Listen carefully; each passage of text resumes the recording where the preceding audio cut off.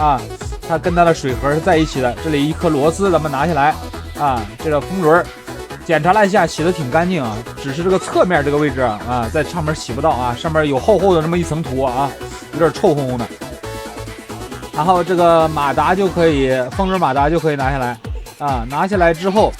这下边还有一个非常重要的结构啊，这个重要的结构就是下边这个最下边这一片导风叶啊，跟别的机器不一样，它多一片啊，下边先有一个外壳的这个护板啊，先把这个护板拿下来。拿下来之后，这底下有3颗螺丝啊，下边有一个铁片啊，把这个铁片把它搞下来啊，搞完这个铁片之后啊，咱们看看这里边啊，这脑洞结构啊，其实它最下面这一个导风叶啊，它的原理跟上边是一样的啊，咱们只要把它硬搬下来就可以了。咱们看看啊，